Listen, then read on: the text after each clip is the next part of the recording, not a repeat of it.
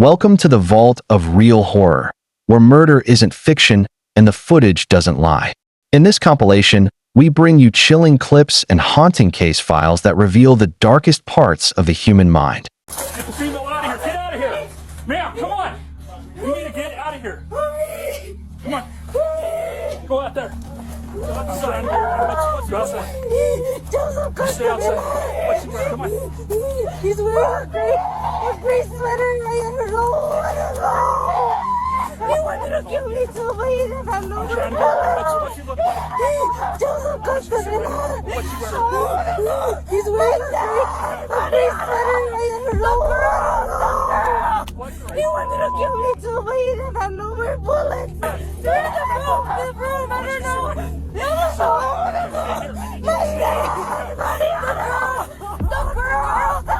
The girl's inside. They're in the room. I don't know. Stay here. Stay here. I'm sorry. I can't believe it. The girl. The girl's inside. My phone. I'm sorry. I can't believe it. I can't breathe. My phone. What's your name? I can't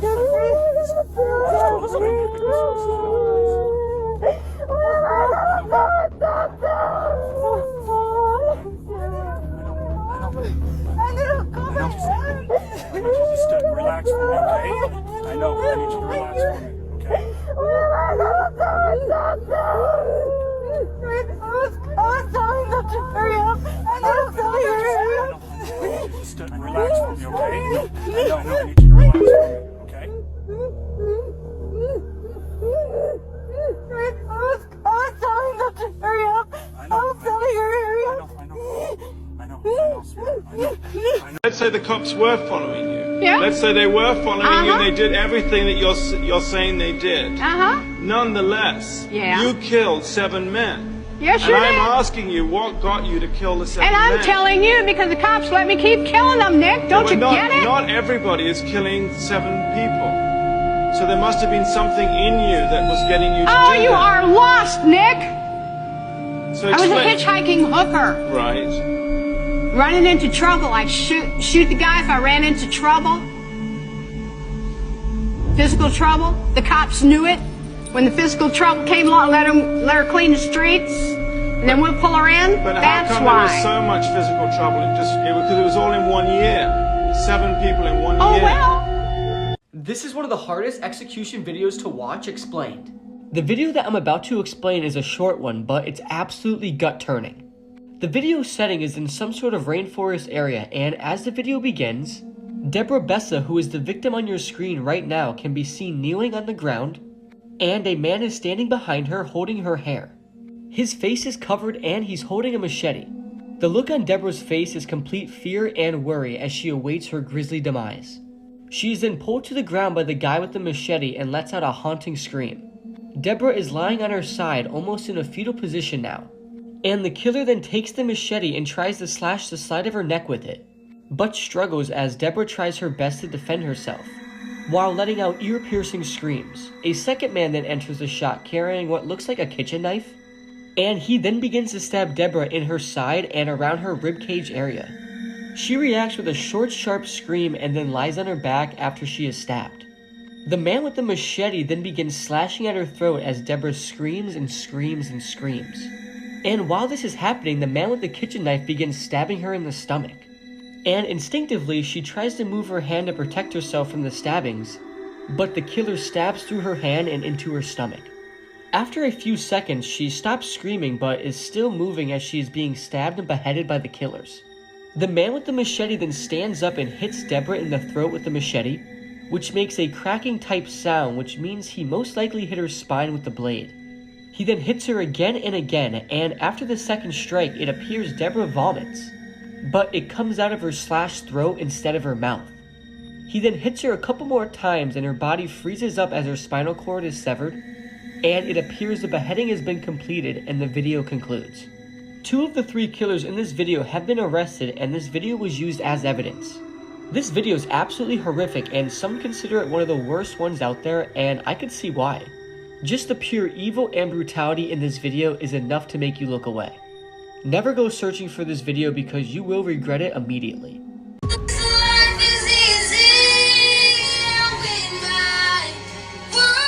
This is Nicola Priest, a TikToker that was convicted of murdering her own 3-year-old daughter. So back in 2020, Nicola was an active TikTok user. She was constantly posting videos with her daughter, just sharing these fun moments in life of her and her daughter giggling, and she frequently posted videos of she and her daughter dancing. Lots of videos just like these. But on August 9th, 2020, this story takes a sharp and disturbing turn. On that day, Nicola and her boyfriend, Callum Redfern, were in their apartment, and 3-year-old Kaylee Jade Priest did not want to go to bed. Nicola and Caleb were really trying to do the dirty deed, if you know what I mean, but Kaylee Jade would not go to sleep. She kept coming into their room, bothering them, and for some reason, the fact that Kaylee Jade would not go to sleep awakened some sort of primal rage within the two of them. So that evening, inside of their home, the two of them beat Kaylee Jade to death together. When her body was found, Kaylee had severe abdominal and chest injuries, and according to investigators, she had been assaulted for a prolonged period of time, meaning she suffered before she died. So after the murder, neighbors came forward and claimed that they had seen Nicola abusing her daughter in public. They had seen her slap and punch her, so nobody can assume or even know what was going on behind closed doors that entire time. But what did Nicola do after her daughter's death? Well, she thought she was in the free and clear, and she immediately in the months afterwards started posting tons of TikTok videos, including this one. Yes, this is a real video where she pretends to care about her daughter's death. Eventually though, after Kaylee's autopsy and some detective work, investigators were able to determine that she wasn't dead from some sort of accident. Her own mother and her boyfriend had killed her. And so the two of them were sentenced to prison terms. Now, the sad thing about this whole story is that Nicola was only sentenced to 15 years in prison. And this was back in 2020, so that means in just 12 years, she'll be out on the streets again in England. I can't fathom how you only get 15 years for murdering your own innocent 3-year-old daughter. It's just beyond me. But yeah, this case just is so sad. It has no happy ending for anybody involved. It's your girl, LED Spice XO. I'm in Universal and we're going to the Hello Kitty store. This influencer was murdered in Florida. This is 21-year-old Alexandra Doolin, a rising TikTok star with over 900,000 followers. She went by the name of Ali Spice, and her page blew up when she started posting videos showing her personality. I've spotted the motherfucking Hello Kitty store. They're here! Alright bitches, let's go in.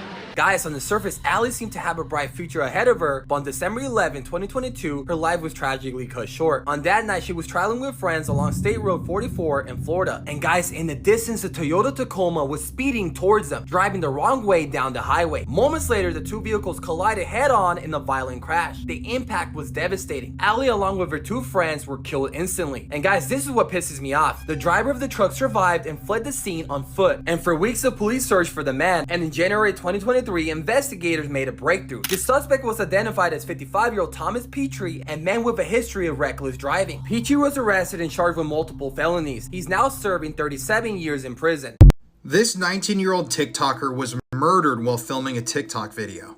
This is 19-year-old Anaya Womack, a woman from Jacksonville, Florida. Anaya was really active on her TikTok and her Instagram, and she really wanted to grow her following.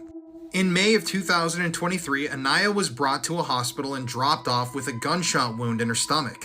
After she was dropped off and left there, she died, and 135 days later, the story finally began to unfold. So Anaya's family had fought tooth and nail for justice, for answers. They just had no idea what had happened to her. I mean, how did she end up with that gunshot wound? Who drove her to the hospital? Well, eventually Mariah J. Clayton, a 20-year-old friend of Anaya's, was arrested. So at first, Mariah and the man she was with claimed that they were driving down the street when they somehow stumbled across Anaya and decided to help her out and bring her to the hospital.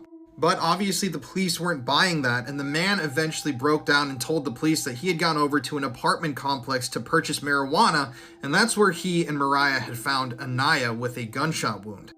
They claimed that once they got to this apartment, Anaya told them that she had shot herself and she needed a ride to the hospital. But when police started interviewing people who were present at that apartment on the night of this shooting, a whole different story began to emerge. Apparently that night, Anaya and Mariah had been in the bathroom in the apartment filming TikTok videos. And one witness stated that when they went into the bathroom, they saw Mariah holding a large black rifle, waving it around, all while Anaya was filming her for her TikTok. So at one point, this male witness said that a man entered the room. He said they needed to be careful with the rifle, they shouldn't be playing with a gun, and he tried to take it from Mariah. But Mariah allegedly said, "I need to check something first." She pulled away with the rifle in her hand and it accidentally discharged, shooting Anaya in the stomach. And what it seems like allegedly happened is that Mariah and the others that were in the apartment then clamored and tried to hide all of the evidence. And they were the ones that ended up driving Anaya to the hospital later on. But they didn't stick around to tell investigators or anybody who they were. And obviously they hadn't been truthful about what really happened that night the entire time. I'm eager to see how this case turns out, and I just hope that Anaya gets the justice that she deserves. Not guilty of...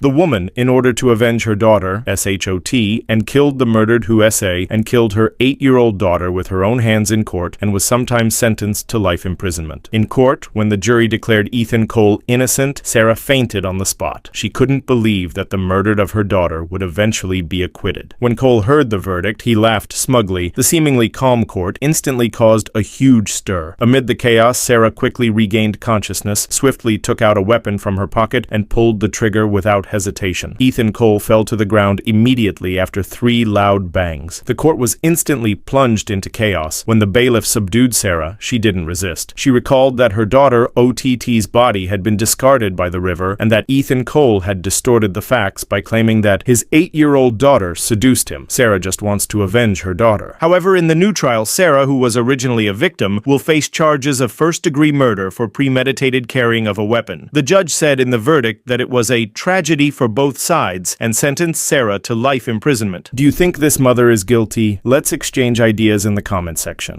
I talked about this mother that gave her 6-year-old son an exorcism to clean him of the demons and ended up killing him in Florida. The body camera footage just dropped with the cops' interaction with Rhonda Paulinese after she killed her son. She was very nonchalant about the entire situation. You can just feel the aura of the video was weird. I'm going to play it for you guys right now. Let's check it out. Also, check out my YouTube video on it. I just did a 6-minute deep dive on the entire situation, breaking down everything that happened. But let's play the video for you guys now.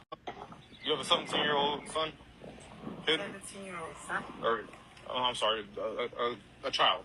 Yes. Yes. They haven't been to school in this whole month? Oh, yeah. No. It's just that, I haven't sent him to school yet. Okay. So, from what I'm being told, they haven't been to school this whole month. 341, this whole 97? Mm-hmm. The school is unaware of what's going on with him? Oh, he's gonna go back to school. Okay, but at this point, it's already reached a point of truancy. Hmm? It's reaching the point of truancy. This is after the child's been killed. They're about to go see him inside So right now. Obviously, I can't show that. And then go inside. So we got at least he's in it. That's what she said. Oh. The entire interaction is about 3 to 4 minutes long. Like I said, it's on my YouTube, the entire thing. But this is just such a sad situation for this kid. And the body cam footage, I don't know if you guys felt it, but it was definitely creepy. What are your opinions on this case? Another case is closed, but the shadows still whisper. If you want more chilling stories, shocking twists, and real crime files, don't forget to subscribe, like, and share. Turn on the bell, because the next story might just haunt you.